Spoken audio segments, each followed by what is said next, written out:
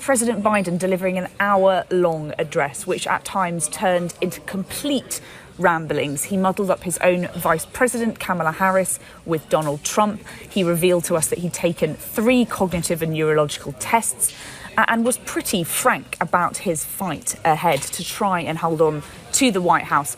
But he insisted time and time again that he is staying in the race. He is determined to cling on. He did admit, however, he needed to pace himself. He said he would stand down if the data showed he could lose and Harris, his running mate, might win. But he said that just didn't exist. He claimed that European leaders apparently have told him that he has to win. He insisted he is the most qualified person for the race, telling us it's not about his legacy, it's about getting the job done. And what struck me, Nick, is clearly he's a man that's obviously read up very much on his briefs about Ukraine, about China, about the economy, but all of that now being overshadowed by seemingly what looks to be a muddled mind and appearing like he is in a bit of mental decline. Nick, this topic has completely dominated this conference. There's, of course, open talk about plots involving Nancy Pelosi, involving Barack Obama working together to try and oust him. Even George Clooney, of course, saying the time is up.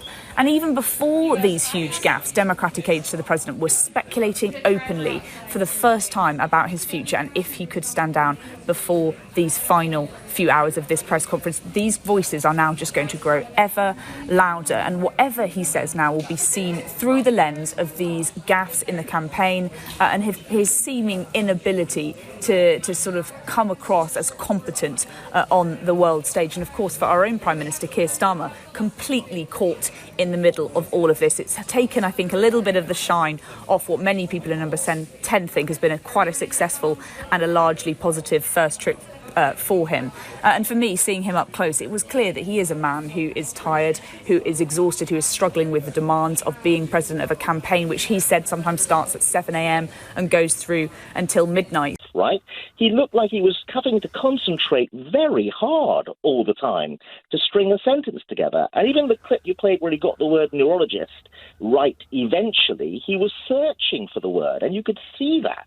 In other words, sometimes it's not what you say, but it's the way you say it that would make people a bit worried about cognitive decline. He looked like he had to concentrate really hard to say some basic things. And also, he was very hoarse and he coughed quite a lot, and that could have been a nervous cough. It's not clear.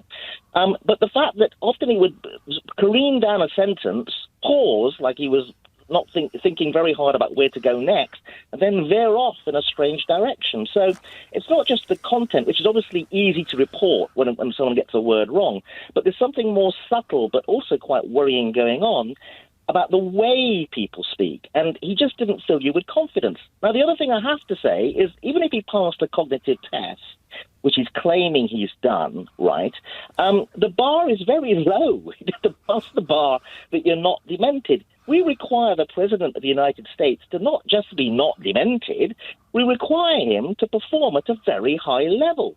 And what we were seeing was, even if the performance was one of someone who's trying hard to dispel the idea, I'm not demented, was it a performance that would dazzle you? Because that's what we need, don't we? I mean, are we looking for someone who's not just passing an IQ test at the very low bar that gets you past the IQ test, but are we looking for someone who's going to dazzle us? I don't think the issue with him mixing up the names, he corrected him, but the issue is, I mean, he took almost an hour to answer 6 questions from the journalists. I mean, he was just he's always been on. Can I tell you, I've attended press conferences when he was Vice President. He has always been, I don't mean this nasty, long on answers. He's never been one for brevity.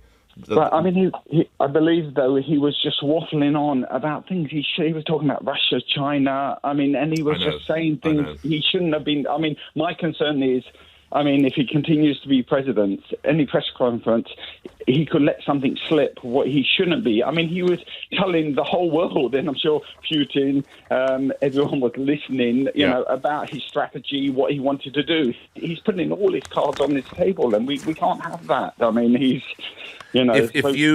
If you were an American voter and you were a Democratic supporter, a supporter of his party, what would you be thinking now, Matthew? Well, yeah, I mean, they've got to put someone else up. I mean, I think, he should maybe say he'll become the vice president. He's got the experience and everything, but they've got to be putting someone up as the leader, and he becomes vice president, stands as vice president. I mean, I think that would be unprecedented. I think if you're at that level, you either get off the pitch, you go back to the pavilion with your bat held high, or you stay out there and try and back your way through it. Matthew, thank you. Well done. Credit to you for watching it all the way through. Tony in Fareham. Tony, make or break? Which was it for you? Good morning. Break, unfortunately, really. The person that I'd like to question, really, her sanity is his wife, really, because, yes. What is she thinking? Watching her husband, who's done a good job, Nick, make no mistake. I mean, I thought he'd be an absolute disaster, but I have to say on the economy and a couple of other things, he's done pretty good, really. He has. I read that. His president loves the gig of being First Lady, and she's not going to give that up anytime soon, is what I read. Yeah, absolutely. But there has to come a time where he's looking humiliated on the world stage. If you were another world leader there sat there, you'd be cringing. And I'm sure Starmer was. When he mistook Zelenskyy for Putin. It just goes on. And the frightening thing for me is there's no one from the Democrat Party coming forward. There's no one, and this shows just their weakness to me. Do you mean going forward to be a replacement, or coming forward to say they think he's got issues? Just to clarify.